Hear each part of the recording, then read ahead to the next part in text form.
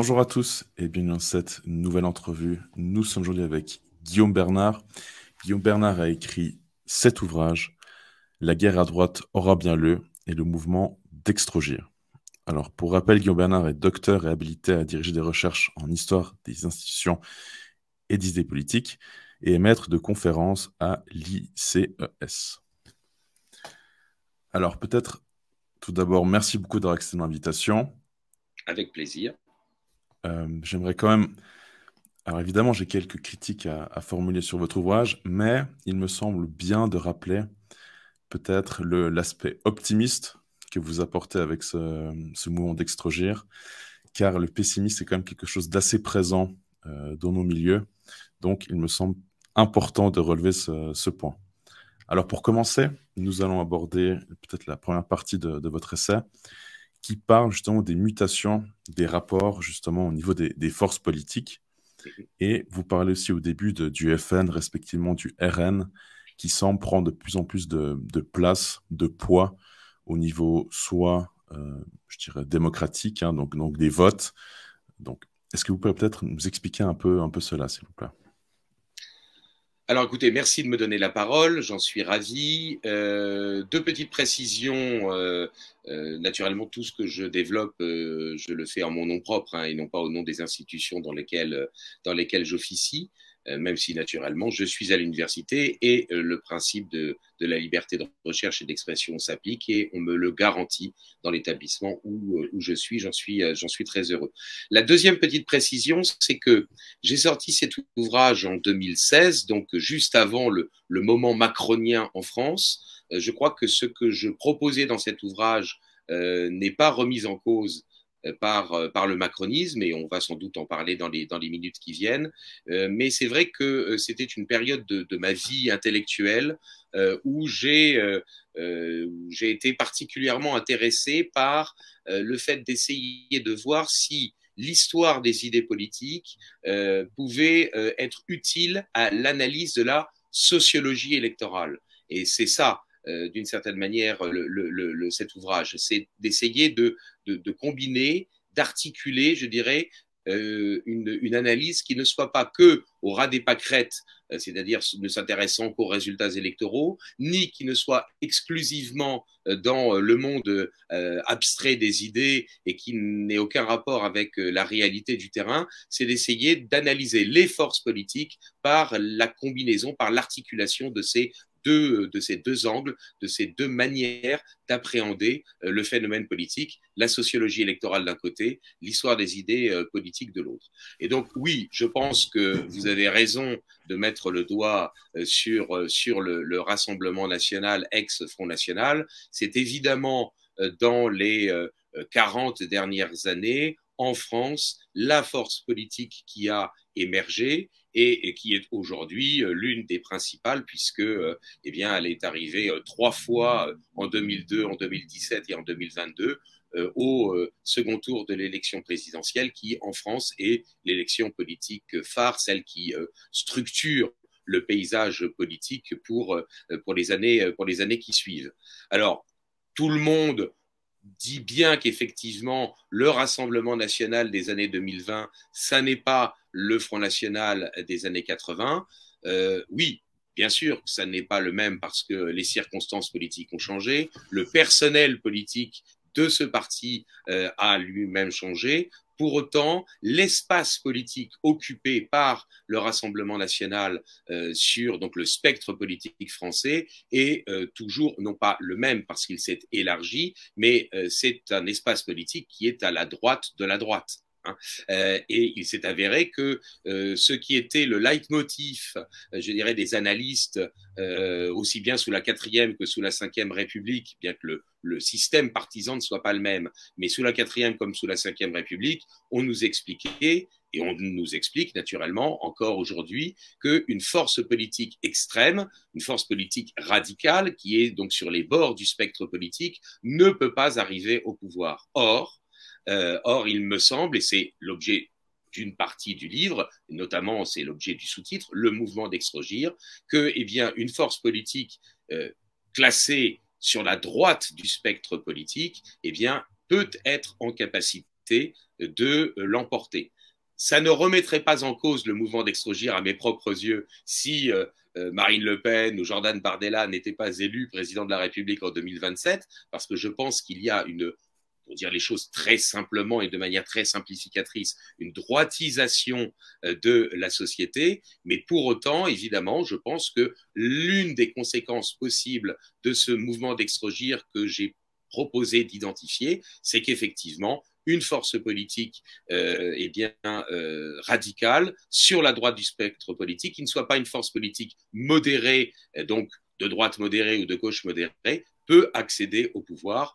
Et je crois qu'aujourd'hui, nous sommes dans une situation où, en France, le délitement du système partisan, le désintérêt de la population pour la politique, la perte de confiance de la population dans le personnel politique fait que dans la mesure où le Rassemblement national n'a jamais été au pouvoir au niveau national, d'une part, et où d'autre part, les administrés, je dirais, au niveau local, qui ont, je dirais, un exécutif local Rassemblement national en étant généralement plutôt satisfaits, donc d'autre part, eh bien, ces deux éléments-là font que une victoire éventuelle de la droite nationale en France est envisageable pour les années à venir.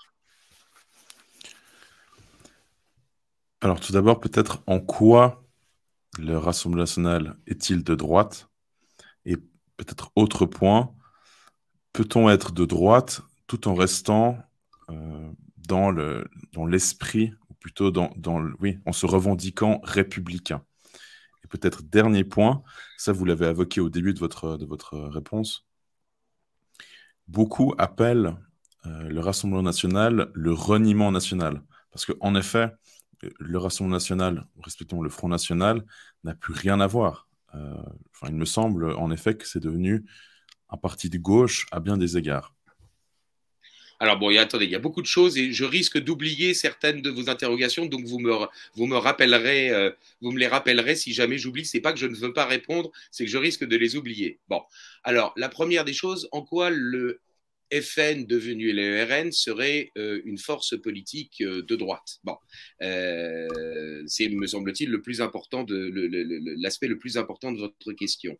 Il est absolument essentiel de comprendre que les forces politiques, elles interagissent les unes vis-à-vis des autres. C'est-à-dire qu'on n'existe pas seul sur le spectre politique. C'est-à-dire que ce n'est pas simplement l'idée qu'on se fait de soi-même qui explique la place que l'on a sur le spectre politique, c'est aussi l'existence des autres forces politiques. Bon, je ne veux pas être trop long, mais pensez par exemple à la 4e République. Vous avez le Parti communiste, vous avez la SFIO, l'ancêtre du Parti socialiste, vous avez quelques partis du centre, centre-gauche, du DSR, le parti de Mitterrand, vous avez au centre-droit le MRP, Mouvement républicain populaire, et quand De Gaulle crée en 1947 le RPF, le Rassemblement du peuple français, le seul espace politique qui reste au RPF, c'est la droite, voire d'une certaine manière, et le Parti communiste ne manque pas de le dire, le positionnement d'extrême droite. Et en raison de la guerre d'Algérie, ce n'est pas le sujet d'aujourd'hui, mais le MRP va exploser en plein vol. Et vous savez que l'un des patrons du MRP, Georges Bidault, le successeur de Jean Moulin à la tête du Conseil national de la résistance, donc pendant la Deuxième Guerre mondiale, a été un des plus farouches défenseurs de l'Algérie française et qu'il s'est finalement opposé à De Gaulle après donc le revirement de Gaulle en 1960. En tout cas, le MRP, à cause de la guerre d'Algérie, implose. Et par conséquent, il y a un glissement sur le spectre politique. Le RPF, qui était sur la droite, voire l'extrême droite du spectre politique, va glisser vers le centre droit, tandis que ça va permettre l'émergence, évidemment, petit à petit, de partis politiques plus à droite que ce qui est devenu le parti gaulliste, donc le RPF qui s'est transformé en UDR. Donc, tout ça pour dire, ça n'est qu'un exemple, pour dire qu'une force politique, elle n'existe pas que par elle-même, elle existe par les rapports de force avec les autres. Et donc, par conséquent, il y a non seulement le discours que tiennent les hommes politiques, mais il y a aussi le fait qu'il y a l'image que se font de ce parti les citoyens. Hein. Et donc, objectivement, le RN issu du FN eh bien, est positionné sur la droite du spectre politique, droite radicale ou droite nationale ou extrême droite si vous voulez, peu importe. En tout cas, il est clair que il y a ce premier élément, il y a ce premier élément-là. Il y a un deuxième élément, évidemment, il y a les thèmes qui ont permis au FN et au Rassemblement national d'émerger. Non seulement d'émerger dans les années 80-90, mais aussi aujourd'hui de se consolider et d'arriver au deuxième tour de la présidentielle. Et les deux grands thèmes, qu'on le veuille ou non, qui font que le Rassemblement national aujourd'hui est l'une des principales forces du paysage politique français, c'est la question de l'immigration et de l'identité, et c'est la question de l'insécurité. Deux thèmes qui sont d'une certaine manière traditionnellement des thèmes de droite. Alors après, pour autant, évidemment, ce n'est pas parce que l'on est sur la droite du spectre politique, ce n'est pas parce qu'on est à droite que l'on est forcément philosophiquement de droite. Et c'est donc notamment un des éléments que j'ai essayé de développer dans cet ouvrage, hein, La guerre à droite aura bien lieu, c'est qu'il y a évidemment des incompatibilités entre les différentes sensibilités qui se sont retrouvées sur la droite du spectre politique, mais qui n'étaient pas nécessairement véritablement de droite. Et donc moi, d'une certaine manière, j'appelais à ce que des personnes qui étaient véritablement de droite, mais qui appartenaient à différentes structures politiques, se rassemblent dans une même organisation pour former eh bien, une puissance politique, une force politique qui soit doctrinalement cohérente. Ça n'est pas arrivé pour l'instant, parce qu'effectivement, on est bien obligé de constater que eh bien, aucune des forces politiques, même les plus à droite, ne sont authentiquement et exclusivement de droite. Toutes les forces politiques aujourd'hui sont philosophiquement hybrides et sont en grande partie, le dosage est différent en fonction et des organisations et des personnes, mais sont en grande partie tributaires de la pensée politique moderne. Je pense, pour ma part, que la pensée classique est en train de reprendre du terrain, que cette pensée classique est en train de reconquérir de l'espace politique petit à petit, parce que tout simplement le réel s'impose à nous, le réel s'impose à la population, le réel s'impose aux hommes politiques, et qu'il retrouve petit à petit des démarches, des réflexes, des réflexions qui sont véritablement de droite. Pour autant, évidemment, aucune des organisations, que ce soit LR, Reconquête ou le Rassemblement national, ne sont authentiquement et exclusivement, véritablement de droite. À cela s'ajoute, et c'est peut-être un des éléments de réponse aussi à d'autres aspects de vos interrogations, à cela s'ajoute que le Rassemblement national, sous la direction de Marine Le Pen, a décidé d'établir une stratégie pour essayer de conquérir un électorat populaire qui se trouvait à gauche. Bon.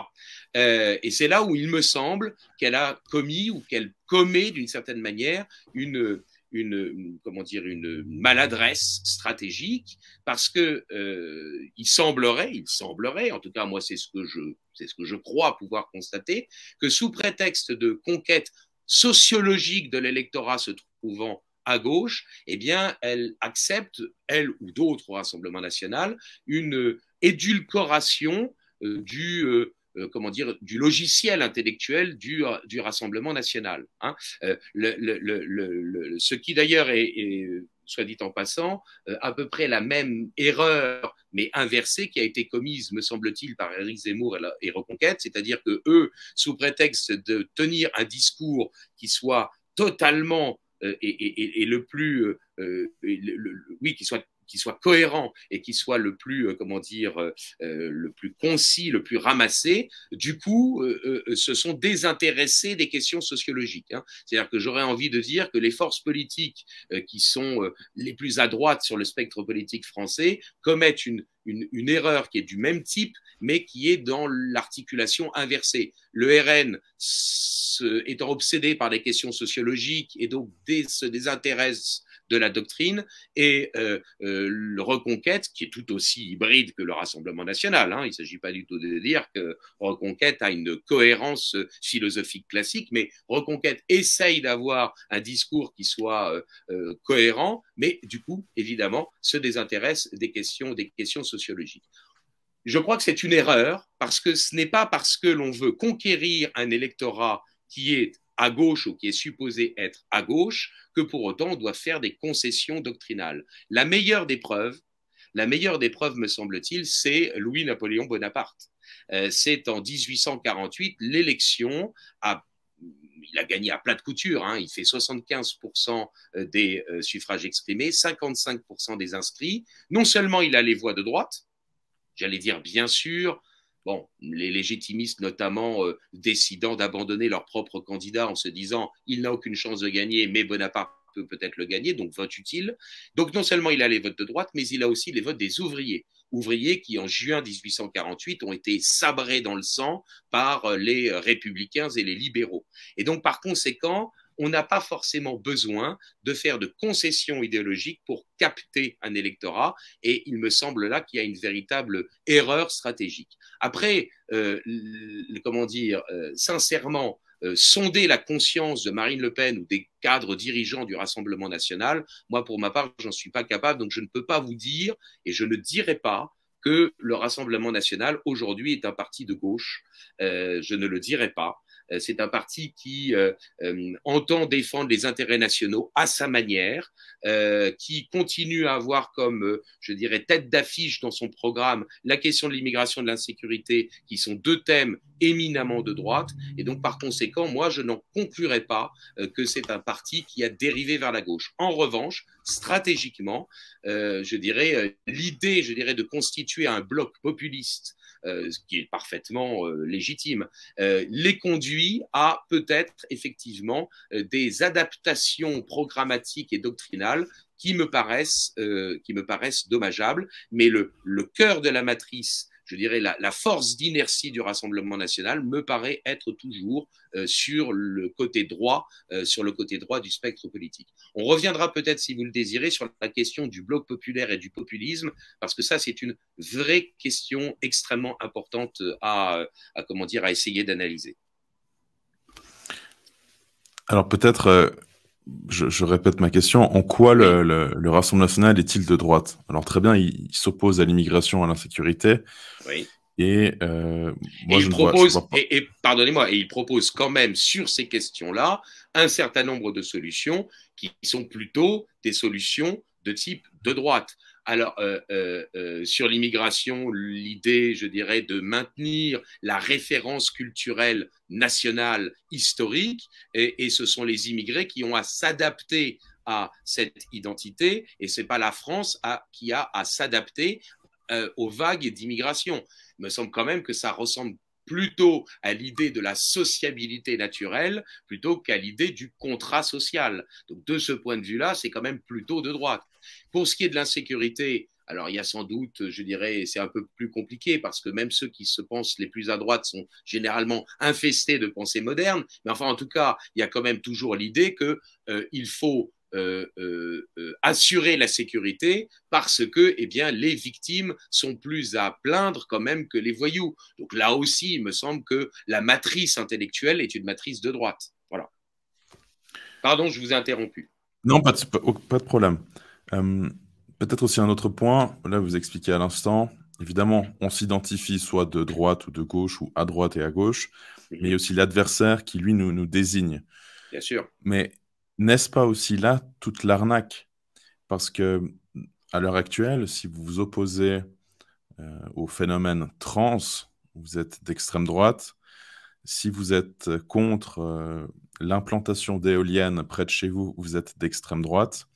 Enfin, il faut extrêmement peu de choses de nos jours pour être classé à droite de l'échiquier politique.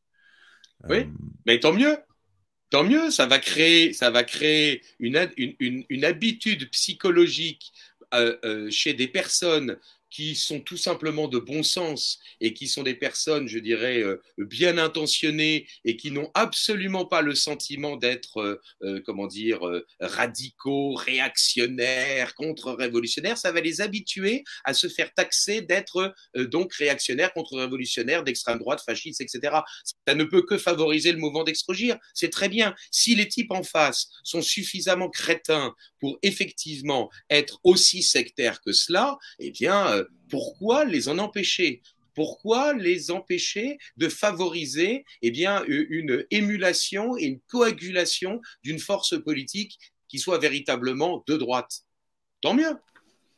Oui, oui, tout à fait. Bon, ça peut aussi, de cette manière, je pense, peut-être castrer certaines personnes à justement prendre la parole sous prétexte d'être taxé d'extrême droite. Peut-être il y a aussi cet autre phénomène à prendre en compte, Oui, où oui, il me mais semble vous, qu'en France, c'est plus important qu'en Suisse, mais être d'extrême droite, c'est presque un crime. oui, en tout cas, c'est encore quelque chose de honteux. Seulement, vous comprenez bien que quand Marine Le Pen, qui n'est pas l'incarnation d'Aristote et de saint Thomas d'Aquin, j'en conviens parfaitement. Hein. Si vous voulez, je crois qu'il faut évidemment raison garder et raisonner avec le spectre politique de manière pragmatique. De quoi est-on le plus éloigné ou de quoi est-on le plus proche? Bon, quand Marine Le Pen, qui n'est pas l'incarnation d'Aristote, malheureusement, eh bien, fait 13 millions de voix au deuxième tour de la présidentielle, bon, il y a quand même des langues qui se délient. Il y a quand même, je dirais, un effet d'imitation qui n'est pas qu'au bénéfice de la modernité et du progressisme, mais qui se fait aussi au bénéfice, je dirais, de la pensée de droite. Donc tant mieux, et de la pensée nationale, donc tant mieux. Il y a un autre point aussi. Vous l'avez dit au début. Hein, si vous voulez, moi je ne fais, je crois qu'il faut analyser en quoi il peut y avoir un phénomène de décadence civilisationnelle. Il faut analyser en quoi il y a des rapports de force. Et il faut les regarder de manière objective, sans, je dirais, se leurrer. Mais pour autant, il ne s'agit pas d'être masochiste. Et donc, effectivement, essayer de voir partout où il y a des choses positive, où il y a du bien que l'on peut faire éclore, que l'on peut faire se développer, reprendre cette idée des Grecs anciens de la physis, c'est-à-dire de la nature qui pousse, qui jaillit, de la vie, n'est-ce pas, qui est plus forte que la mort, que l'être est plus fort que le non-être. Je pense que fondamentalement, la pensée moderne, c'est la pensée du non-être, c'est la pensée de la négation, c'est la pensée de la destruction, et que la pensée classique, dont la droite n'est que comment dire, la position avancée électorale. Mais le fond du problème, ce n'est pas la droite et la gauche, c'est la modernité et le classicisme. Eh bien, le classicisme peut avoir, si l'on en prend, je dirais, conscience et si l'on en prend les moyens, peut avoir des espaces politiques, culturels et sociaux à reconquérir. Eh bien, il faut développer cela plus que, je dirais, battre sa coulpe ou, je dirais, se rentrer dans un misérabilisme suicidaire. Il y a un autre point peut-être qui est aussi, il me semble très intéressant, c'est la place des catholiques en politique. Donc votre chapitre 3 s'appelle Lobby or not to be.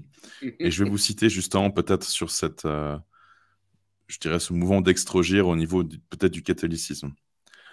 Alors entre 2009 et 2014, la proportion des catholiques pratiquants considérant que l'Église doit défendre et affirmer ses valeurs, même si elles sont en décalage avec les changements sociétaux, a progressé de 5 points pour ce qui concerne l'homosexualité, de 9 points pour la contraception et de 18 points pour l'avortement. Il y a là une dynamique qui illustre le mouvement d'extrogir. Plus ferme dans ses positions, cet électorat est de plus en plus susceptible de varier en fonction de l'offre politique.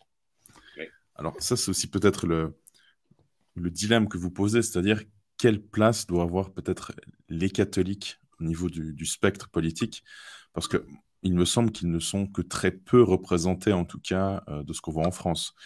Il y a éventuellement Civitas, mais malheureusement, c'est encore un petit parti au niveau électoral et national.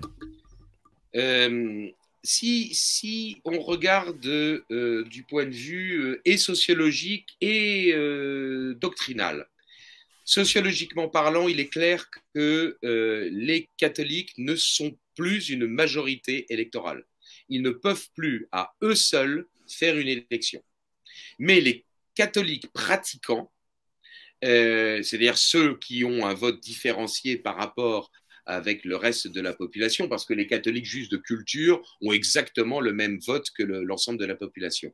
Les catholiques pratiquants, c'est quoi? Entre 13 et 15% du corps électoral. Les messalisants, hein, vous savez, ceux qui vont tous les dimanches à la messe, c'est entre 2 et 4%. Bon, donc c'est 15% ou c'est 2 à 4% pour ceux qui sont encore plus, je dirais, investis, je dirais, dans leur pratique religieuse. Ils ne peuvent pas faire une élection, mais ils peuvent défaire une élection. Ils peuvent bloquer quelque chose ou ils peuvent favoriser quelque chose qui, je dirais, un mouvement politique qui les dépasse.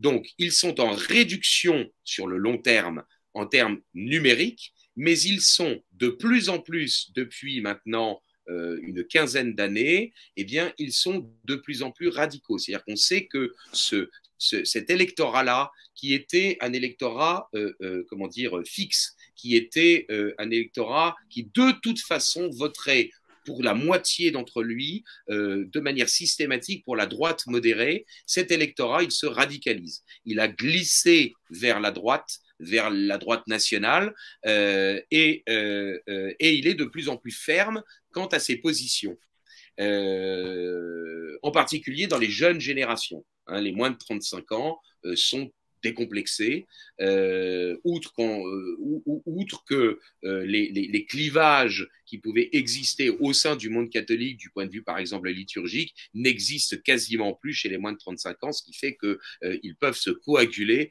pour faire des mouvements associatifs, des lobbies, etc., ce qui était quasiment impossible précédemment. Donc, disons les choses très clairement, les catholiques eh bien, sont dans la capacité de faire à eux seuls une élection, mais ils sont indispensables pour pouvoir établir une majorité, et en particulier une majorité qui soit à droite ou sur la droite du spectre politique. Donc, ils ont toujours un poids, un poids non négligeable, à condition qu'ils soient ce qu'on appelle, vous l'avez dit en me citant très, très aimablement, à condition qu'il soit un électorat flottant. C'est-à-dire qu'il n'ait pas un vote, je dirais, de classe, qu'il n'ait pas un vote, fixe. Je cherche le terme depuis tout à l'heure et je ne le retrouve pas, mais bon, ça me reviendra peut-être au cours de notre entretien.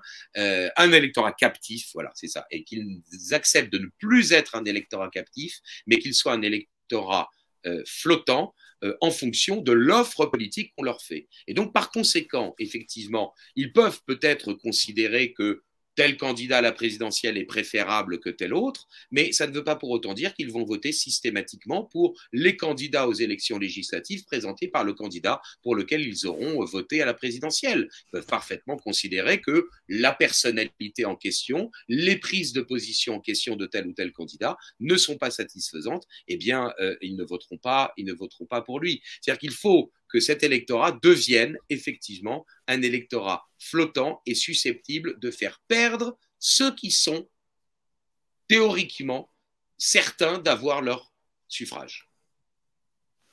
Je comprends tout à fait, mais pour revenir sur le point, qui aujourd'hui en France, quel candidat sérieux remet en question l'avortement, remet en question le mariage homosexuel? Personne. Donc, non, au final, personne.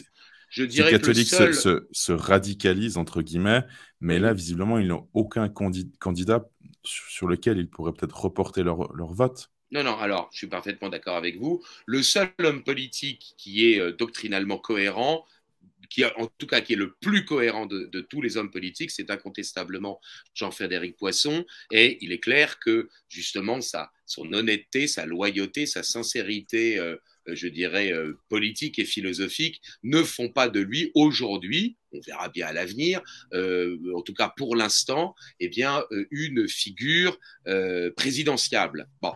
Et que donc, par conséquent, les catholiques sont orphelins de cela. Mais pardonnez-moi de préciser une chose. Je suis moi-même catholique et donc effectivement, j'attache évidemment de l'importance aux questions que l'on qualifie aujourd'hui de sociétales, mais qui sont en fait des questions morales, hein, l'avortement, vous l'avez dit, le mariage, la bioéthique, l'expérimentation honteuse que l'on fait sur les embryons humains. Bon, c'est une question évidemment et éminemment importante. Pour autant, le politique ne se réduit pas à cela. Et donc, un catholique qui, sous prétexte qu'un candidat ne serait pas satisfaisant sur telle ou telle question, refuserait de participer, je dirais, au débat politique. Je ne parle pas de la question du vote, encore que pour moi, c'est une conséquence. Mais un catholique qui ne voudrait pas participer au débat public sous prétexte que les questions spécifiquement concernées par la morale ne sont pas satisfaisantes chez un candidat, eh bien celui-là ne participerait pas ou refuserait de contribuer au bien commun. La politique est l'art du possible. Face à l'offre politique qui est la nôtre, quel est le moins mauvais des candidats? Que les choses soient bien claires. La politique n'est pas la morale. Il n'y a pas de demi-mesure en morale. En revanche, en politique, on peut considérer qu'il y a moindre mal. Et donc, par conséquent, effectivement, on peut considérer que tel ou tel candidat s'avère être moins mauvais qu'un autre pour, je dirais, pour un choix politique. Pour autant, vous avez raison, il y a un manque très clair concernant l'offre politique sur ces questions-là comment dire, et ça traduit ce qu'on évoquait tout à l'heure, c'est-à-dire le fait que les partis politiques ne se rendent pas compte à quel point il faut essayer d'être cohérent et avoir une vision globale, dénoncer je dirais l'immigration, mais ne rien proposer véritablement ou pas suffisamment pour empêcher le déficit démographique occidental, qui est évidemment une pompe aspirante de l'immigration, bah, évidemment, ce n'est pas être cohérent. Moi, je me souviens que Jean-Marie Le Pen, dans les années 80, tout en ne prenant pas des positions catholiques vis-à-vis de l'avortement, considérait que l'avortement n'était pas légitime en raison des questions démographiques. Et je dirais que vis-à-vis d'un homme politique, on ne lui demande pas plus et on ne lui demande pas de savoir s'il se communie tous les dimanches à la messe ou non. Alors justement, maintenant, on entre, il me semble, dans le vif du sujet, parce que au fur et à mesure des discussions, on définit peu à peu, au final, ce qu'est la droite. Mm-hmm. Et vous rappelez justement ce que René Raymond, justement, a lui formulé, ce sont les fameuses 3 droites. Donc, il y a la droite contre-révolutionnaire, la droite bonapartiste et la droite orléaniste. Est-ce que vous pourriez peut-être rappeler ces 3, peut-être en quelques mots, quelles sont ces 3 droites? La droite contre-révolutionnaire, c'est celle qui effectivement eh bien, s'oppose à la révolution dans la mesure où la révolution, il faut bien le comprendre, ce n'est pas uniquement un transfert de souveraineté d'un organe politique, le roi, à un autre organe politique, les citoyens, c'est véritablement une révolution au sens philosophique du terme, c'est-à-dire une inversion des principes.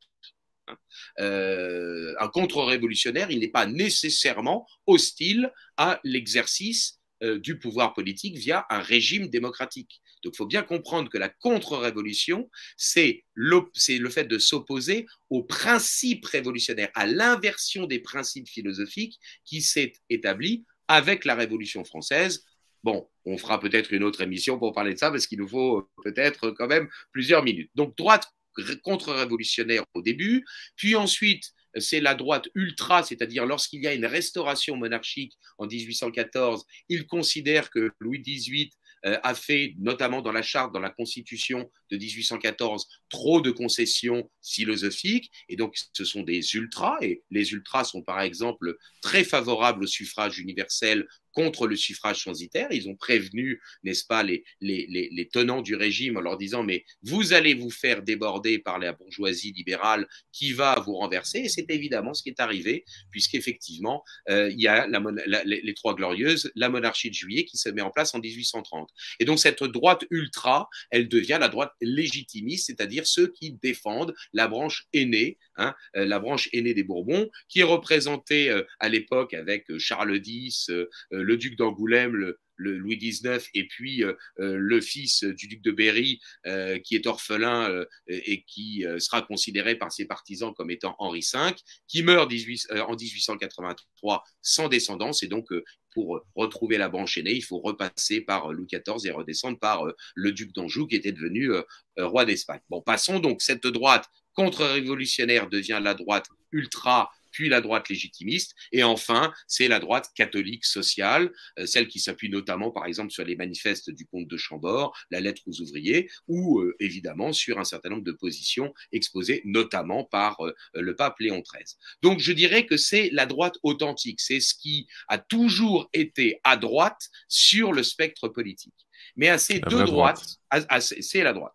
À cette droite-là s'ajoute, dans la classification de René Raymond, la droite bonapartiste, c'est-à-dire la droite qui est issue, évidemment, du courant qui a été mis en place par Bonaparte, qui est devenu Napoléon Ier, et cette psychologie, cette philosophie qui a été reprise par Napoléon III, enfin Louis-Napoléon Bonaparte, président de la République, puis Napoléon III, c'est-à-dire que c'est un courant qui essaye de faire la synthèse entre ce qui est véritablement à droite, donc la notion d'autorité, la notion d'ordre, la notion de tradition, et puis des éléments qui viennent de la gauche, plutôt l'idée de progrès, l'idée d'égalité. N'oublions pas que le coup d'État de Bonaparte en 1799, même fomenté avec l'accord de Barras, etc., avec évidemment la collusion de l'abbé Sieyès, avec la collusion de Talleyrand, qui va devenir ministre des Affaires étrangères, eh bien, ce coup d'État, il sauve la Révolution. Et donc, évidemment, il y a dès le début une ambiguïté sur le fait de dire est-ce que le bonapartisme est de droite, parce que le coup d'État de 1799 qui met un terme au directoire et qui met en place le consulat, eh bien, ce coup d'État, comme le dit Napoléon lui-même, eh bien, il met un terme à la Révolution, mais pour en fixer les principes. Parce que et ça, beaucoup de vos téléspectateurs ne le savent peut-être pas, aux élections, dans le cadre du directoire, qui gagnait les élections? Eh bien, des candidats royalistes. Et ces candidats royalistes qui gagnent les élections, quand on fait le directoire, eh bien, disons-le rapidement, même de manière un peu familière, il les met en tôle. Donc, le coup d'État de 99 sauve la Révolution. Bon, il n'empêche que le bonapartisme est quand même nourri en partie d'idées de droite, pas exclusivement, mais en partie d'idées de droite. Et puis il y a un troisième courant que René Raymond classe à droite, c'est l'orléanisme, c'est-à-dire ceux qui arrivent au pouvoir eh bien, en 1830, c'est la droite libérale, mais à l'époque, évidemment, elle est classée au centre-gauche. François Guizot est classé, évidemment, politiquement au centre-gauche.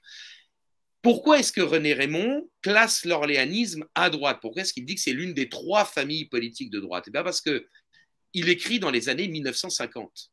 Et dans les années 1950 a eu lieu ce que Thibaudet a appelé le mouvement Sinistrogir, c'est-à-dire le fait que les nouvelles forces politiques étant apparues par la gauche du spectre politique, elles ont fait de la surenchère, elles se sont développées, elles ont développé un espace politique qui a repoussé sur le côté droit du spectre politique les forces politiques qui étaient nées antérieurement, qui étaient nées auparavant. Et donc, quand il écrit dans les années 50 Raymond, eh bien, il constate que, évidemment, avec le développement du socialisme, avec en plus au sein du mouvement socialiste, la scission avec le Parti communiste qui se crée en France en 1920, il y a un espace politique à gauche qui est occupé par les collectivistes socialistes ou collectivistes communistes, les radicaux, l'ancien parti radical de Clémenceau qui était très à gauche au début de la Troisième République, mais qui, repoussé par les autres forces politiques, s'est retrouvé sur le centre-gauche. Et donc, par conséquent, le libéralisme, dans le contexte de la guerre froide, dans le contexte de l'affrontement Est-Ouest, eh bien, le libéralisme se retrouve sur la droite du spectre politique. Voilà pourquoi René Raymond le dit, et d'une certaine manière, il n'a pas tort, parce qu'il faut prendre en considération les rapports de force. Pardon d'insister sur ce que je disais en début d'émission, on ne peut pas se contenter de faire une analyse doctrinale, il faut faire une analyse du monde réel, de la sociologie, des rapports de force politiques. Et donc, dans les années 50, le libéralisme n'est évidemment pas de droite, mais il est à droite.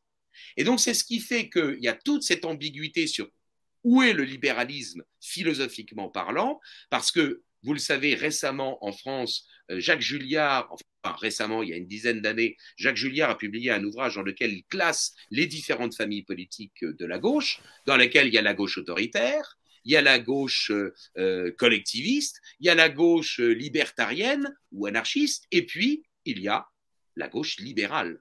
Et donc, évidemment, le libéralisme est philosophiquement de gauche, mais il s'est retrouvé à droite, notamment quand René Raymond a écrit son ouvrage. Et donc, je le dis tout de suite parce que j'y pense et je risque d'oublier de le dire tout à l'heure.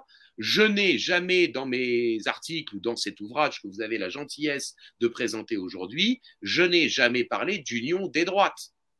J'ai toujours parlé de l'unité de la droite, c'est-à-dire de réunir dans une même organisation des gens qui, pour diverses raisons personnelles, psychologiques, géographiques, s'étaient retrouvés dans des organisations politiques différentes, mais qui, en fait, avaient les mêmes idées. En revanche, il est bien évident que, et de ce point de vue-là, Marine Le Pen, je le crois, a raison, il est impossible, je dis qu'elle a raison parce que c'est ce qu'elle dit pour s'opposer à la stratégie de Zemmour. Mais ça ne veut pas dire que pour autant sa propre stratégie est cohérente, hein, que les choses soient bien claires entre nous. Mais enfin, en tout cas, de ce point de vue-là, elle a raison. L'union des droites, ça ne veut rien dire puisque ce sont des gens qui sont philosophiquement incapables de se mettre d'accord sur une politique à mener.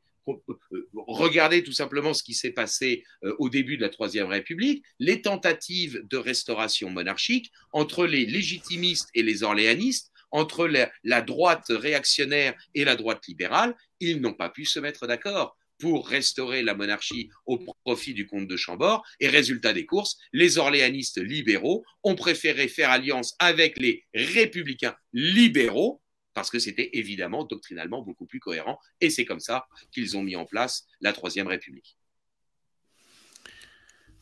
Je comprends tout à fait et je suis en partie d'accord. Par contre, j'aimerais peut-être vous apporter peut-être deux petites remarques. Bien sûr. Comme ça nous permettra aussi de revenir sur ce point que vous relevez qui est très intéressant. C'est-à-dire, en effet, on se dit de droite, mais il y a aussi l'adversaire qui nous définit comme de droite ou à droite. En Suisse, nous avons 3 partis qui sont pour moi clairement de gauche, mais qui sont présentés dans les médias à droite.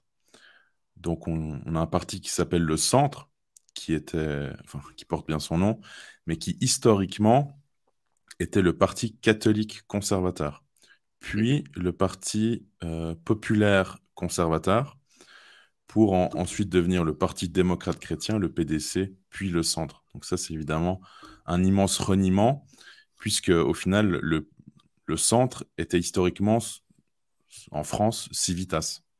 Ensuite, il y a le PLR, le Parti libéral radical, on pourrait dire qui est en effet la droite orléaniste. Et bon, tout ça pour dire que dans les médias, on présente ces partis comme de droite, notamment le PLR, sous prétexte qu'ils sont pour la libre entreprise. Tout comme Macron. Alors, par rapport justement à ce que vous venez de dire, par rapport au mouvement d'Extrogir, par rapport à ces 3 droites, comment analyser tout cela? Parce que il me semble quand même très important, pour moi en tout cas, de fixer la vraie droite, la droite originelle, par rapport à cette droite contre-révolutionnaire, qui s'oppose vraiment sur, en effet, une doctrine. Alors, je comprends la volonté de s'adapter à la situation politique, car évidemment, je pense qu'il faut être un petit peu stratège pour avoir des voix et puis évidemment peut-être gagner en importance. Mais comment peut-être trouver un équilibre, je dirais, entre la doctrine et puis peut-être le point de vue électoral? Alors, je ne sais pas si je suis en capacité de vous donner une solution clé en main au dernier aspect de votre question. En revanche, si je remonte un tout petit peu dans votre propos, vous avez mis en exergue la question du libéralisme et la question de savoir est-ce que le fait d'être pour la liberté d'entreprise et pour la baisse de la fiscalité, est-ce que ça suffit pour être libéral d'une part et est-ce que ça suffit pour être de droite? Bon. Alors, c'est un point excessivement important. Excessivement important. Premièrement, il n'y a pas que le libéralisme qui défend la propriété privée, qui s'oppose à la fiscalité spoliatrice et qui défend la libre entreprise. La doctrine sociale de l'Église, le catholicisme social sont parfaitement favorables à ces principes, pas pour les mêmes raisons, mais donc il n'y a pas de monopole du libéralisme sur ces idées-là. C'est quand même extrêmement important à avoir en tête parce que je crois que certaines personnes se croisent obligées d'être ou de se déclarer libérales parce qu'elles sont évidemment hostiles au collectivisme. Et il est bien évident que le collectivisme, en particulier soviétique, a démontré toute son inanité et a perdu toute crédibilité. Donc par conséquent, c'est très important de le dire, il y a la possibilité de défendre le principe, je dirais, de l'initiative, le fait de défendre un ordre naturel des choses et une propriété privée qui ne soit pas spoliée par la fiscalité, sans pour autant être philosophiquement libéral. Ça, c'est un premier point.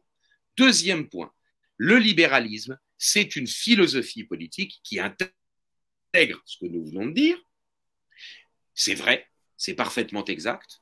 Mais qui va bien au-delà de cela. Le libéralisme, c'est une philosophie politique qui trouve ses soubassements notamment chez un très grand auteur britannique du XVIIe siècle qui s'appelle John Locke et qui défend l'idée d'un contrat social, qui défend l'idée que la société n'est pas un ordre n'est pas un ordre naturel, mais que la société est une construction. Et de la même manière que la société est une construction, eh bien tous les corps sociaux le sont aussi. Et ce qui fait la valeur, c'est la rencontre de volonté. Autrement dit, je sais que je vais très vite et que certains pourront me dire que je télescope un peu les choses, mais je ne crois pas dénaturer, je crois être, enfin j'espère vraiment profondément être loyal avec les doctrines politiques que j'essaye d'analyser, y compris quand, au final, je ne les partage pas. Bon. Et en l'occurrence, c'est vrai, je ne partage pas la philosophie politique libérale.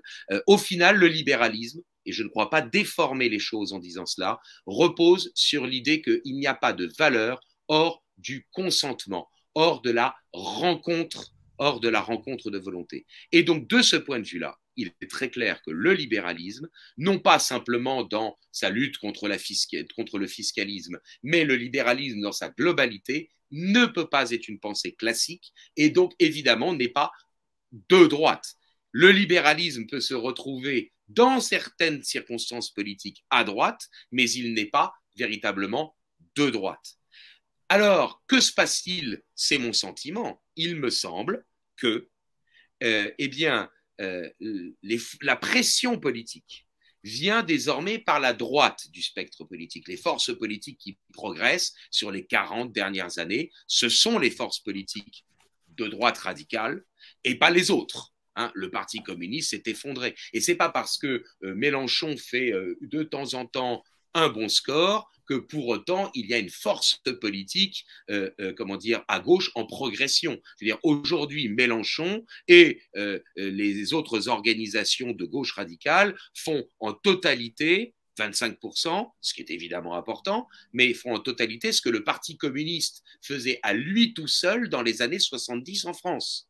Donc, si vous voulez, je crois qu'il faut quand même regarder les choses sur sur au moins le moyen terme. Et puis, il faut quand même bien dire les choses, c'est que le mélenchonisme n'est pas un collectivisme au sens où un certain nombre de forces politiques dans les années 70 et 80 continuent encore à le développer. J'aurais presque envie de vous dire, ça ne veut pas dire que ce n'est pas une force politique dangereuse, mais que l'extrême gauche d'aujourd'hui est moins à gauche que ne l'était l'extrême gauche il y a 40 ans.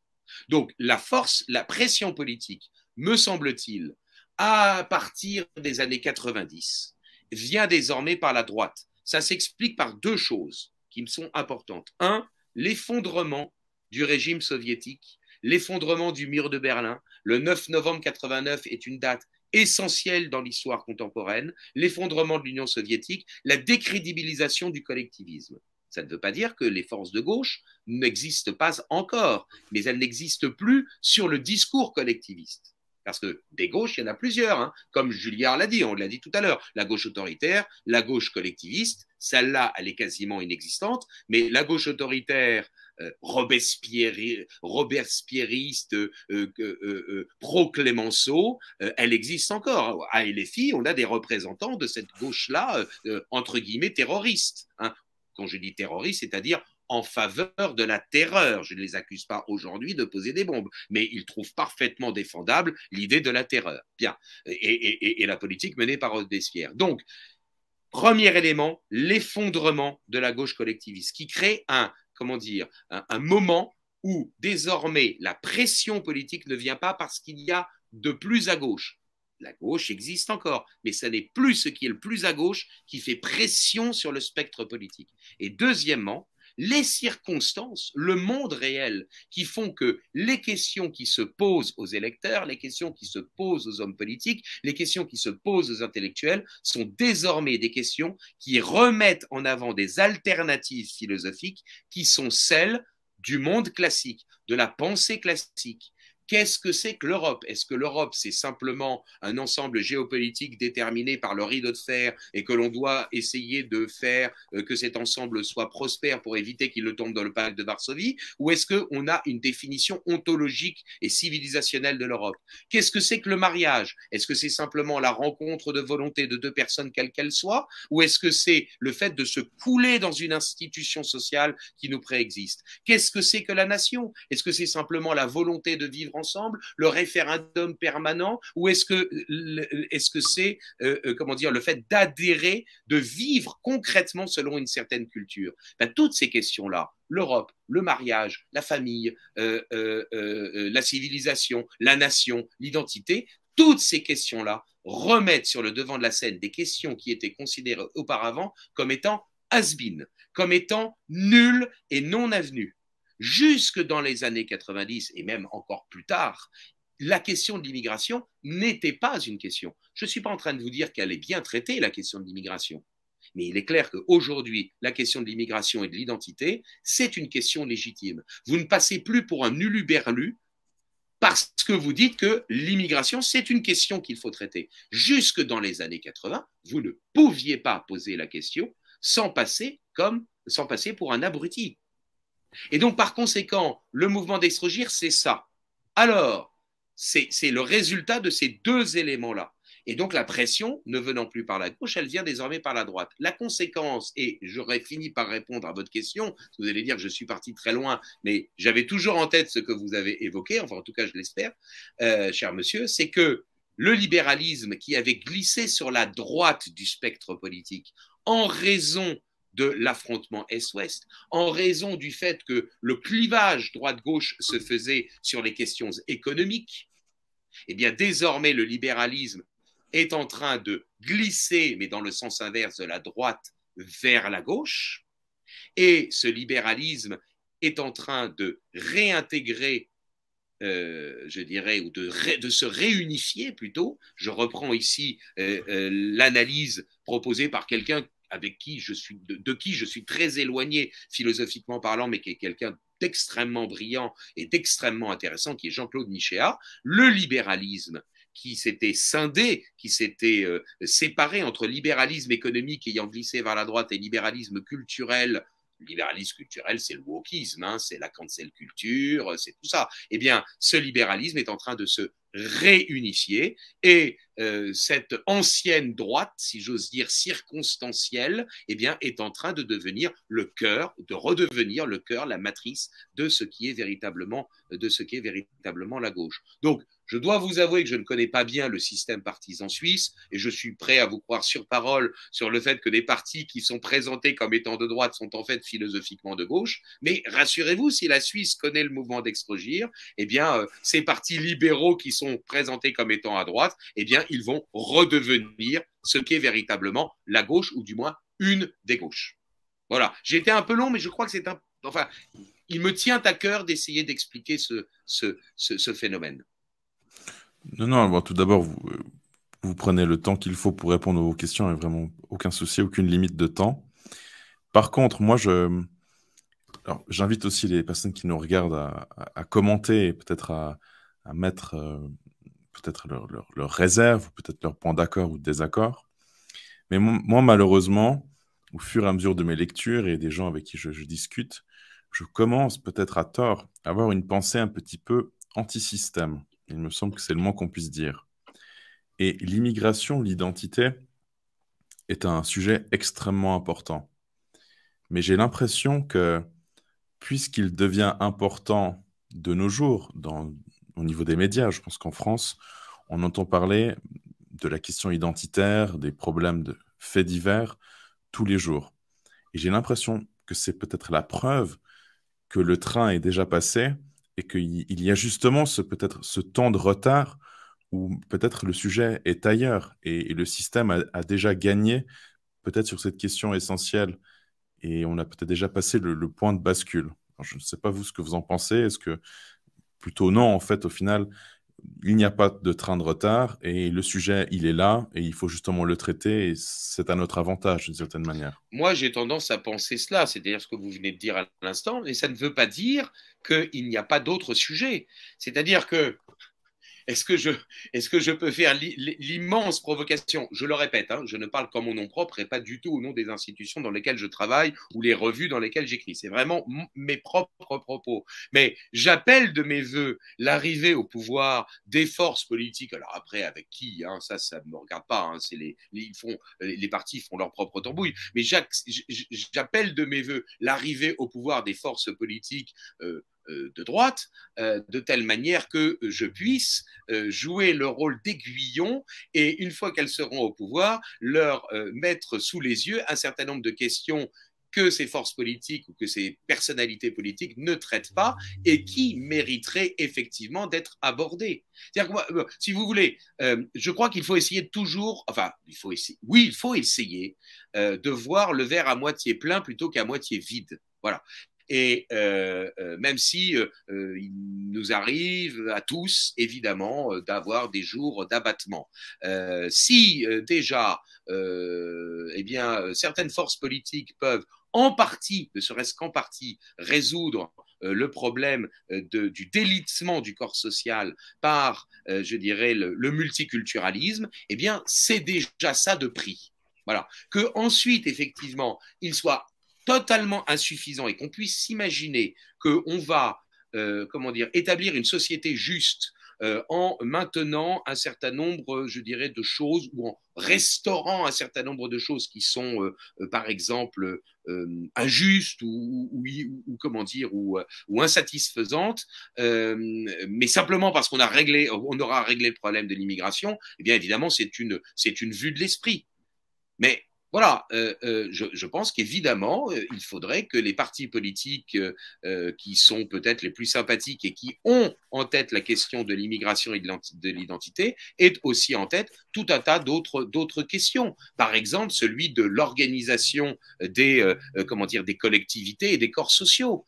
Mettre en œuvre le principe de subsidiarité qui permet d'avoir la liberté au local tout en n'empêchant pas le fait qu'il y ait une autorité au niveau de l'État, sachant qu'il est vraisemblable que c'est beaucoup plus avec un régime de type monarchique que l'on pourrait avoir véritablement cette autorité dans l'État, cette continuité dans l'État et cette liberté au niveau local sans que cela ne provoque de distorsion. Mais chaque chose en son temps. Et donc, par conséquent, oui, moi, je vois plutôt le verre à moitié plein plutôt qu'à moitié vide. Et si je tentais que eh bien, les questions soient traitées les unes après les autres, eh bien, il sera de notre responsabilité de constituer une opposition constructive ou une critique constructive aux forces politiques nationales qui ne régleront pas tout, mais régleront un certain nombre de questions. Alors peut-être pour clore ce chapitre, je vous cite. Le dextrisme, pardonnez-moi, consiste dans un double mouvement. D'une part, du point de vue électoral, l'opinion publique se droitise et, d'autre part, du point de vue idéologique. La marche des idées s'est inversée, c'est-à-dire que la pression des idées ne vient plus par la gauche, comme ce fut le cas pendant 2 siècles depuis la Révolution, mais par la droite. Les idées de droite, comme l'enracinement identitaire ou la défense de la famille traditionnelle, qui jusqu'à présent avait été comprimé par le sinistrisme, se redéploie, regagne du terrain et repousse vers la gauche les idées qui occupaient son espace politique. Bien entendu, l'influence intellectuelle et médiatique de la gauche n'a pas disparu, comme en témoignent les récentes offensives de l'idéologie du gender. Oui. Alors maintenant pour Écoutez, j'ai publié ça en 2016. Je ne retire rien de cette phrase-là, en tout cas. Possible que sur d'autres formulations, je préciserai les choses, mais en tout cas, sur ça, je ne retire rien. Alors peut-être un autre point qui me semble être vraiment de gauche, mais que vous prenez à votre avantage. Et là, c'est aussi un autre point de désaccord que je pourrais avoir avec vous. Alors, je vous cite, c'est dans ce contexte que la laïcité, élaborée à l'origine comme une arme contre l'identité traditionnelle de la France et l'enracinement social du catholicisme, a pu être repensée et retournée comme un argument contre le multiculturalisme. Alors, deux exemples qui me semblent vraiment être dans l'actualité, c'est évidemment le sujet de l'abaya en France et le sujet en Suisse qui était sur le burkini. C'était, sauf erreur de ma part, une loi qui allait être votée ou qui a été autorisée, le burkini qui était autorisé dans le canton de Genève. Et en effet, de nouveau, les fameux PLR qui étaient interviewés à la télévision disaient au nom de la laïcité, je m'oppose au burkini. Comme il y a aussi en France de nos jours, au nom de la laïcité, je suis contre l'abaya. La République est laïque. Mais peut-on vraiment combattre cela en utilisant voilà, la laïcité est maçonnique et donc anticatholique, mais peut-on utiliser cet outil pour justement contrer le multiculturalisme? Mais c'est insuffisant. La laïcité est insuffisante, évidemment. C'est-à-dire que face à une doctrine, face à quelque chose qui, je dirais, comment dire, a un contenu et progresse, il est bien évident que la laïcité est impuissante au final. Pour autant, il s'avère que, que la laïcité est aujourd'hui utilisée pour empêcher l'expansion, disons les choses, de l'islamisme. Bon, écoutez, je vais quand même pas m'en plaindre. Je trouve ça alors pour ce qui est de l'abaya ou du burkini, je trouve ça parfaitement ridicule. C'est-à-dire que faire la police du vêtement me paraît, comment dire, même très très très discutable du moment que justement les tenues ne sont pas indécentes dans l'espace public. Vouloir réglementer la manière dont les personnes s'habillent, c'est limite totalitaire. On sait très bien qu'on a voulu empêcher pendant très longtemps les prêtres de porter la soutane pour éviter qu'ils ne soient visibles. Donc, je ne suis pour ma part pas favorable à ce genre d'interdiction que je trouve attentatoire à la liberté et je pense que le fond de la question, c'est moins les vêtements qui sont portés par ces personnes que la présence de ces personnes sur le territoire qui doit être discutée et peut-être même remise en cause. Voilà. Mais pour autant, encore une fois, c'est le verre à moitié vide et le verre à moitié plein. Je ne me satisfais pas du laïcisme dans la mesure où il est bien évident que, et en particulier la loi de 1905, qui a succédé à la loi de 1901, qui a elle-même succédé à, comment dire, à la confiscation des biens du clergé par les mesures d'octobre et novembre 1789, comment dire, la constitution des biens dits nationaux. Bon, je ne me satisfais évidemment pas de ces mesures, mais je constate que ce qui était, comment dire, contre l'identité traditionnelle de la France, aujourd'hui, peut être un frein à ce que cette identité traditionnelle soit encore plus déracinée. Bon, je ne vais pas complètement m'en plaindre. Je ne me satisfais pas des mesures qui sont prises. Je ne les soutiens pas parce que je trouve ça ridicule. Enfin, je ne participe pas, je dirais, à l'hallali contre la baya. Hein, parce que je trouve ça parfaitement ridicule et que ça ne traite pas dans le fond le problème, mais si ça permet de limiter un temps eh bien, un phénomène social qui peut être au final dangereux, collectivement parlant, bien que je n'ai absolument rien contre ces jeunes femmes qui portent ces robes, dont je dois vous dire que je ne vois même pas de quoi il s'agit précisément. Mais bon, mais enfin, en tout cas, si ça peut collectivement limiter un phénomène d'érosion dans la société, bon, bah, écoutez, pourquoi pas? Alors, il est bien certain que, par exemple, nous parlions tout à l'heure du Rassemblement national, celui-ci eh bien, ne défend pas l'identité française au nom de la tradition, et notamment de la tradition chrétienne, mais le fait au nom de la laïcité. C'est philosophiquement insatisfaisant, mais j'aurais envie de vous dire, c'est effectivement un moindre mal. Libre évidemment à des penseurs, à des auteurs, à des militants au sein du Rassemblement national à mettre en valeur le fait que, dans le fond, la laïcité n'est pas satisfaisante. Voilà. Je Oui, sais que ma réponse est du même type que celle de tout à l'heure, mais pour le coup, c'est une forme de pragmatisme. Disons les choses, hein. oui. Je sors ici un peu non pas de mon rôle d'analyste, mais je dirais que je vous donne mon opinion que j'appuie par ailleurs sur des analyses dont j'espère qu'elles soient véritablement scientifiques. En règle générale, moi je ne suis pas, comment dire, je ne prends pas de position personnelle sur tel ou tel sujet directement politico-électoral. Mais il faut essayer de proposer une analyse. Vous voyez, de la même manière, en lien avec ça, bon, je ne crois pas vous ne devez sans doute pas l'avoir, mais j'ai écrit un papier sur la question du droit au blasphème. Je considère pour ma part que c'est une aberration. Hein, et que c'est une hypocrisie absolue. Sous prétexte d'atteindre Dieu, que les auteurs du blasphème voudraient exprimer, en fait, ce qu'ils visent, c'est le fait de heurter, c'est le fait de faire du mal à ceux qui croient en Dieu.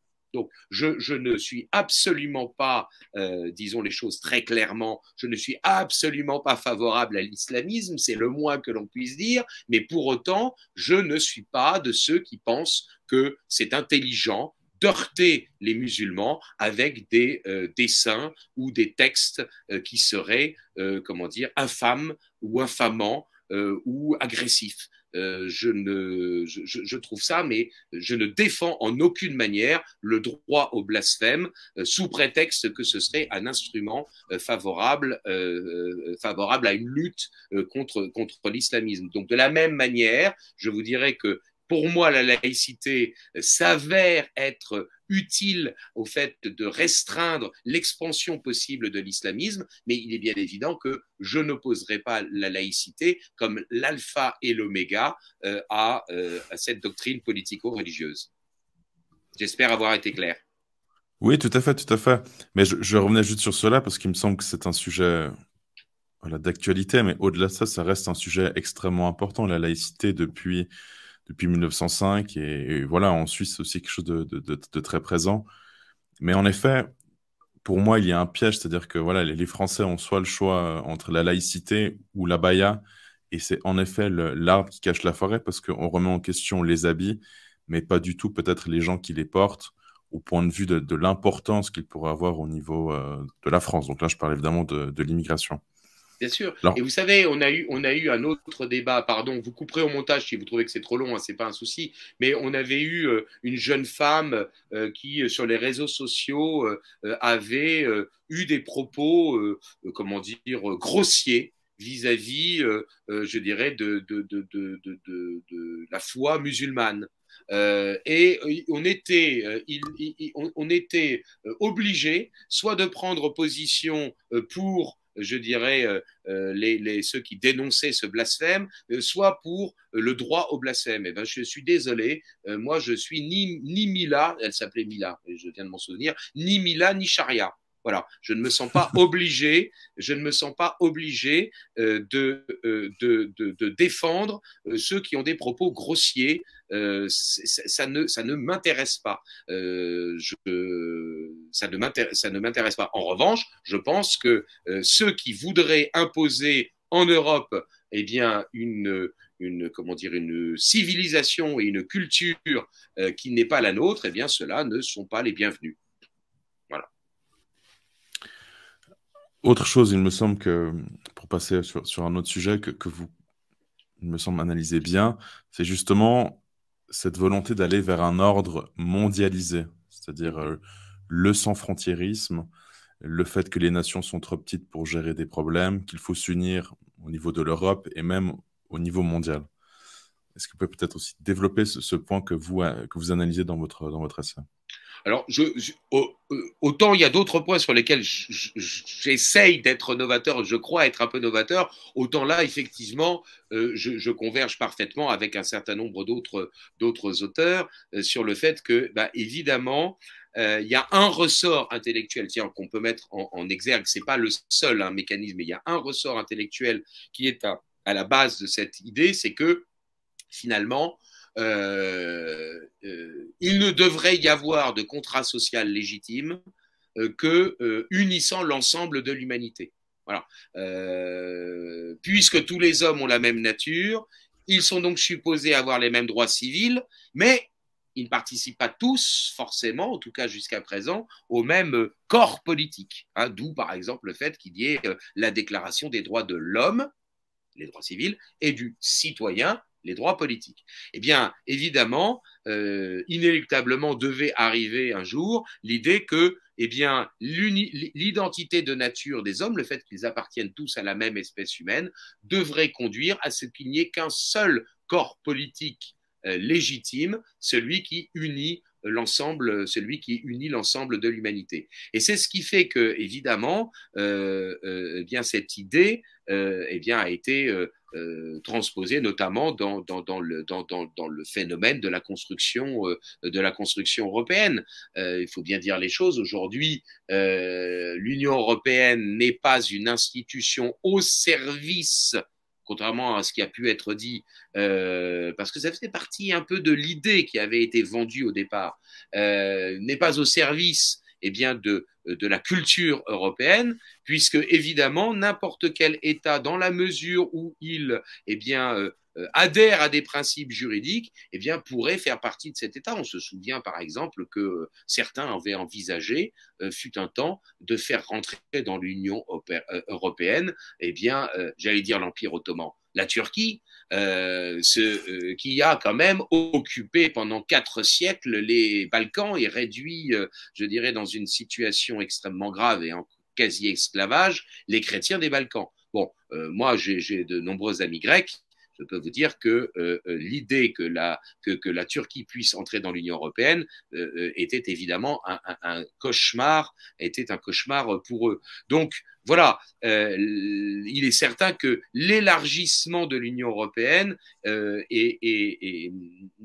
n'est pas fondé sur un critère ontologique, sur un critère culturel, mais sur un simple critère juridique. Et donc, ça voudrait dire que, dans le fond, l'Union européenne n'est qu'une étape dans la construction d'un espace politique de plus en plus vaste et pourquoi pas effectivement mondial. Et alors c'est là où on retrouve ce que vous avez évoqué, la question des nations, c'est que dans ce processus-là, les États-nations apparaissent comme des obstacles.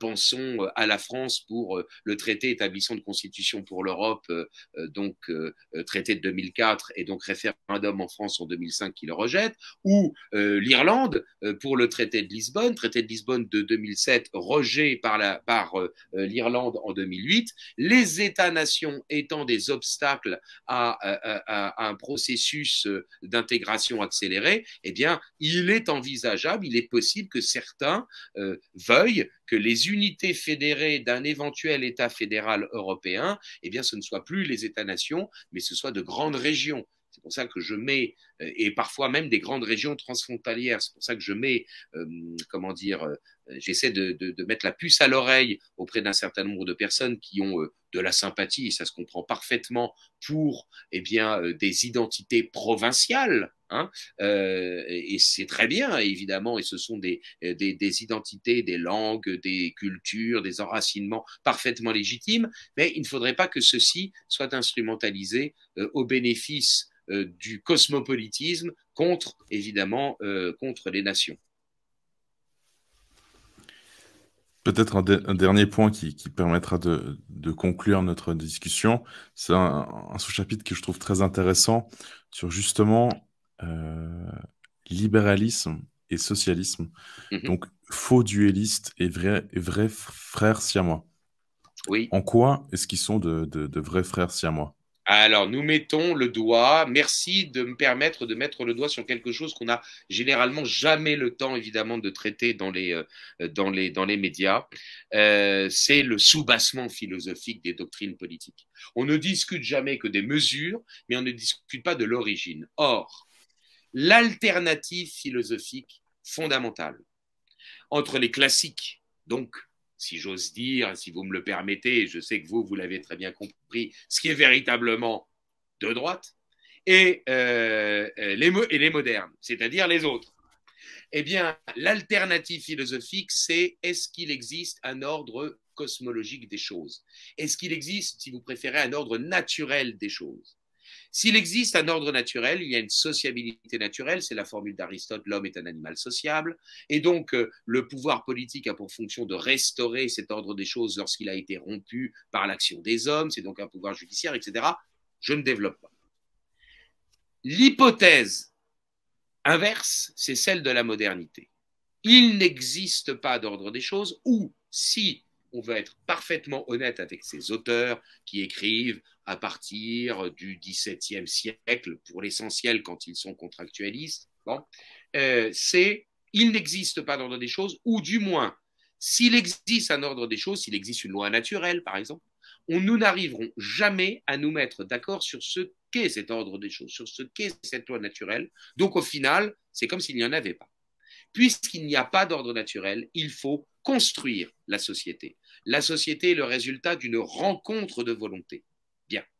Eh bien, cette rencontre de volonté, ce contrat social, on peut l'envisager de deux manières différentes. Une manière libérale, une manière, on va dire, c'est simplificateur, mais socialiste. Une manière libérale, nous allons abandonner une partie de nos droits dits naturels pour constituer la puissance publique, un État qui va être limité dans sa puissance, mais qui va exister, et qui va être chargé de surveiller la manière dont nous allons exercer les droits que nous n'aurons pas abandonnés. J'abandonne mon droit de me faire justice moi-même pour conserver mon droit naturel de propriété. Bon.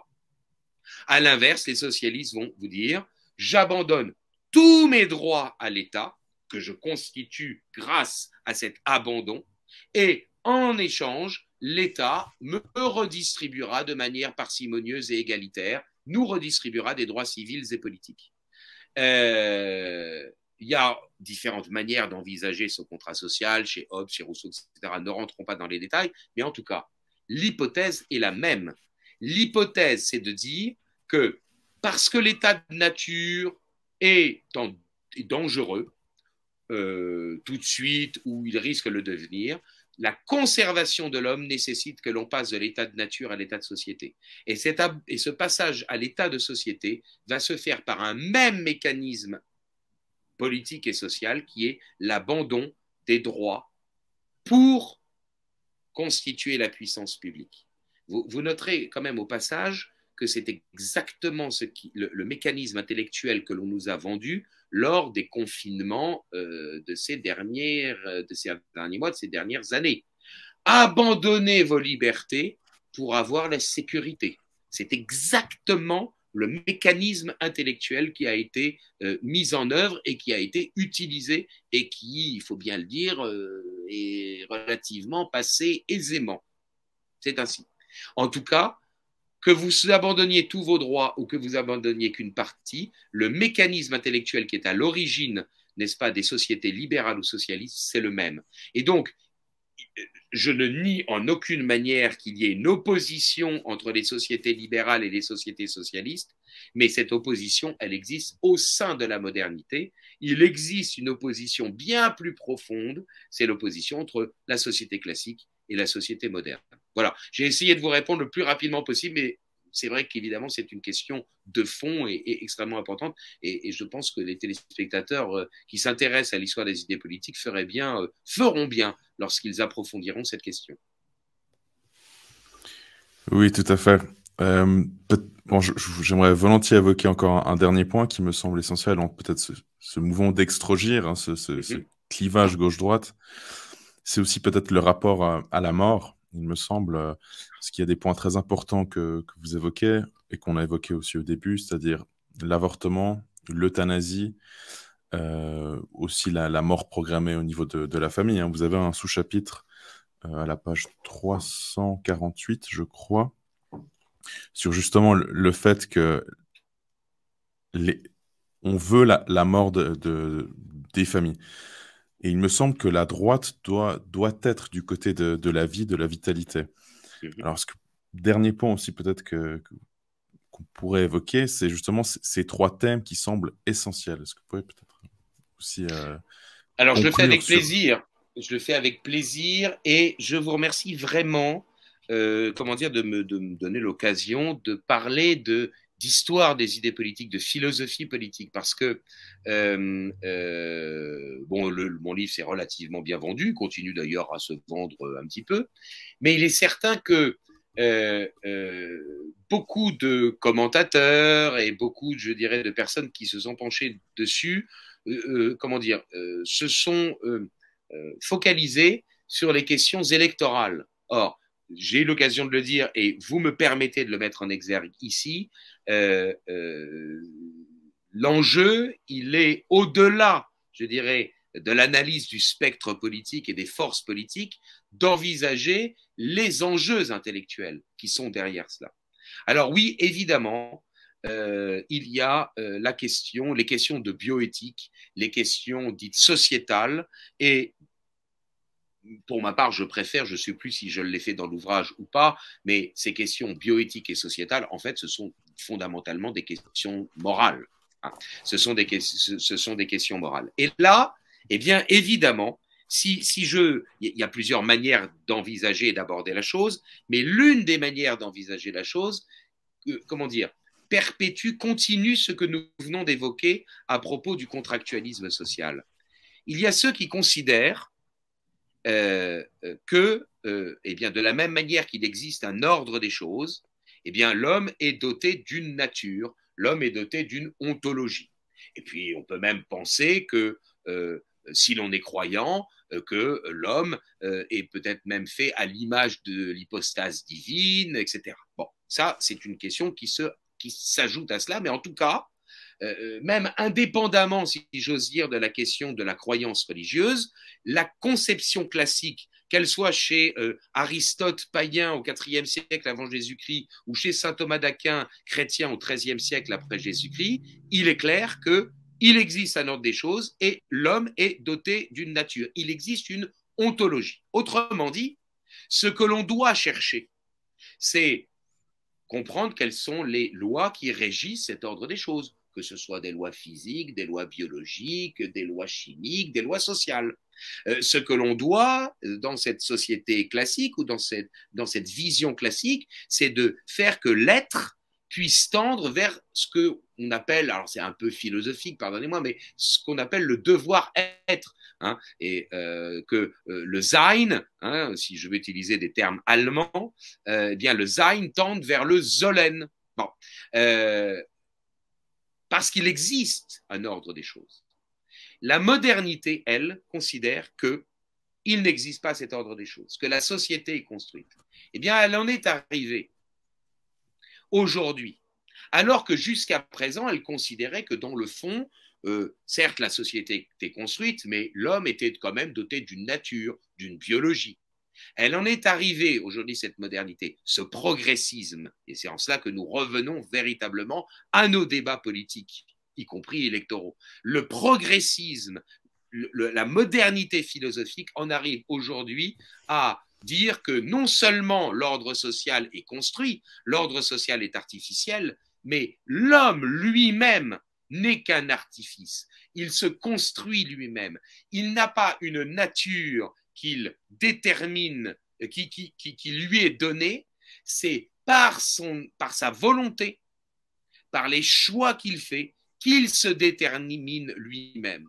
Donc, ça veut dire toute la théorie du genre. Donc, ça veut dire évidemment que, évidemment, l'homme peut, on ne considérera comme homme que celui qui est en capacité d'exercer sa volonté. Autrement dit, un malade comateux, ou même s'il n'est pas comateux, mais gravement et lourdement handicapé, Vincent Lambert, par exemple, ou un enfant à naître qui donc ne respire pas seul et qui est donc évidemment dépendant de sa mère qui le porte, eh bien, ces êtres-là ne sont pas en capacité d'exercer leur volonté, ne sont pas en capacité d'exercer leur liberté, et donc, dans le fond, ils ne sont pas véritablement humains. Et donc, ça signifie qu'évidemment, on peut aller jusqu'à les éliminer.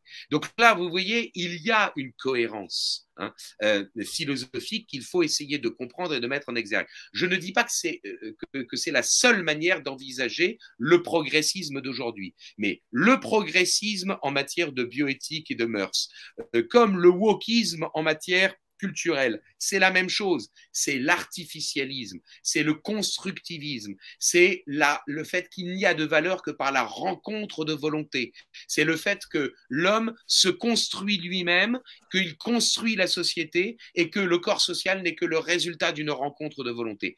Tous ces éléments-là sont convergents, sont cohérents, et donc c'est ça la modernité politique, la post-modernité politique à laquelle nous sommes arrivés, et ce à quoi, je pense, la pensée classique est parfaitement capable de s'opposer, d'autant plus que elle, justement, avait anticipé ces différentes manières de voir les choses. Autrement dit, elle est à plein dans le débat politique et je crois que nos hommes politiques feraient bien d'essayer, non pas évidemment d'invoquer Aristote dans un discours électoral, mais peut-être ferait bien d'essayer d'avoir une pensée qui soit cohérente de telle manière qu'ensuite leur discours politique soit